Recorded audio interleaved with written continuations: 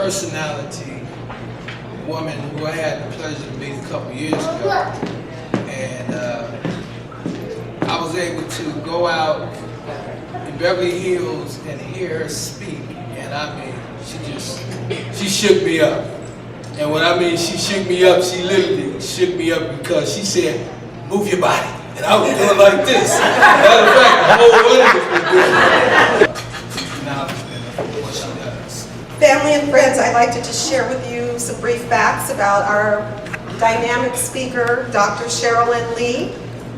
She is a board-certified RN, NP, and certified natural healthcare professional.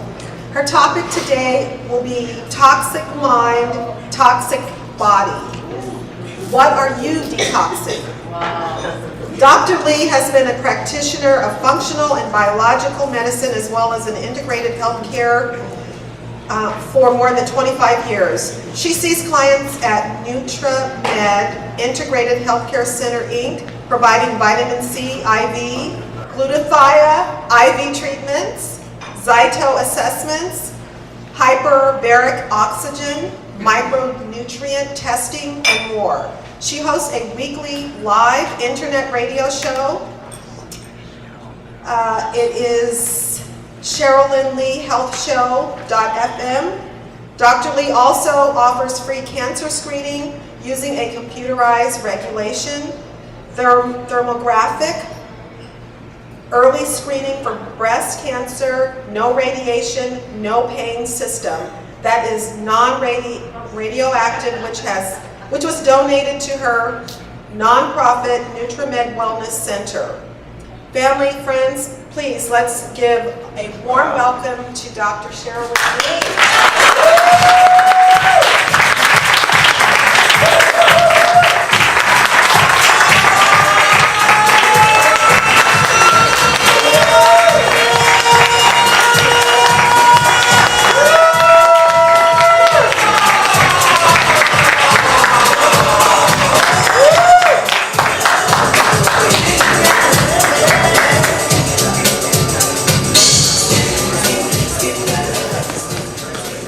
I just want to say it's truly a blessing and an honor to be here. And I've had so many wonderful kings, queens, and before me. I'm just standing on the platform. But I've covered a lot of things that I had in mind talking about. So I'm going to rearrange some things here. But before I start, because most people have been sitting for a good while, except for those who stood up and maybe asked questions. So we're going to start with the lymphatic system, which usually most of us, our lymphatic system is so congested, it's unbelievable. So I'm going to have everybody stand and do this really simple little exercise that he just mentioned, because it's so powerful. So what you're going to do is just take your legs. Take your legs. I don't need to say take your legs, okay? And I talk loud enough. I think you can hear me.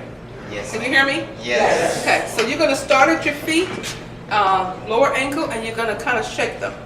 And you're going to bring that vibration all the way to your knees. Okay? So you get your knees moving. Then try to do that right here at your thighs.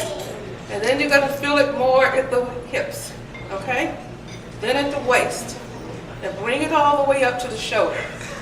Okay? And if you do this 1 minute every morning, you have just got your lymphatic moving, the circulation. Now once you stop, even if you just do this for a couple of seconds and you stop, you can feel that energy. And this is a good way to wake up the body up in the morning. Yes. Okay?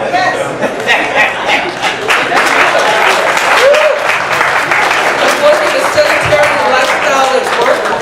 Make sure you stand up and you go and do this, because right now we have an epidemic of blood clots.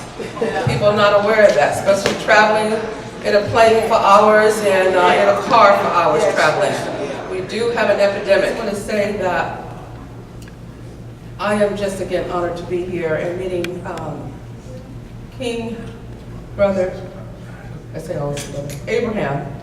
I was on my way to an event a couple of years ago, and I needed a limousine driver. And based on meeting him with my wonderful friend for years, Elwin Rutledge, at his function. And on the way taking me there, I did not know about Yahweh. And he just started talking. I said, well, wait a minute. I want to hear more. I don't even know how the conversation came up. I really didn't even want to go to my event, and I was receiving an award that day. I wanted to stay in the car and hear more and more and more. It felt like it was just more and more feeding my soul, because I know where I have come from, and I know what I've been going through. And I said, it just all is what I'm doing. I've been Yahweh all my life, and I didn't really say it that way. I know that to be true. And I am very, very grateful to that. And this is what I tell my patients and the people that I work with.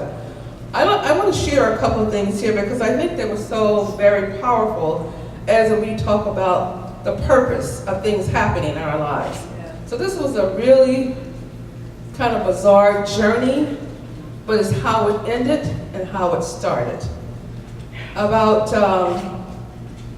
This is in 2002.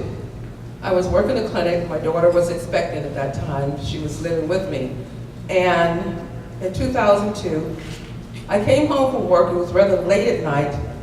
And I didn't know until the next morning when I went to the car that I actually had a flat tire. And the tire was all the way flat. And I kept thinking, how did I drive home with such a flat tire? So my daughter said, don't worry about that tire. Mom, I'll get it fixed for you. Don't call AAA. Just take my car and go to work. So I came home the next night. Lo and behold, the car is still sitting there and it's still flat. And I'm thinking, well, what happened? She said, well, I didn't have time, Mom. Just take my car again. So the third day, I stood there. And this is what I tell my patients, because everything happens for a reason. I stood back from that car and I asked God, what was the purpose of that flat tire? Because I wouldn't pick up some fix it. I'm gonna throw some fix it in there, blow up this tire, inflate the tire, and go take it and get a new one, instead of calling AAA. I just wanted something quick to do it myself.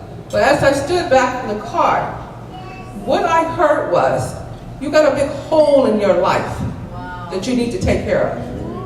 So everything that happens around us and to us, just ask, what is the purpose? I don't care if it's something going on in your body, if it's your colon, if it's your stomach. There's so many levels in healing. Ask, what is the purpose? Because there is a purpose. And when I heard that, I'm like, okay, I have a hole in my life, God. Then what is this hole in my life? Well, I hear another little voice said, go to DMV and check on some tickets. And I'm like, okay. I went the next morning, went all the way downtown LA. Did not want to stand in that long line, but I did. Because I said, I'm going to be obedient, because I know there's something to that hole in that tire. And I stood there, and because going back some years, there's so many things happened in my life, 2 comas, divorce, and all kind of things. And a lot of stuff I kind of forgot along the way. So when I stood at the window, the lady said, you have 4 bench warrants for your arrest. Wow. And I'm thinking, you've got to be kidding.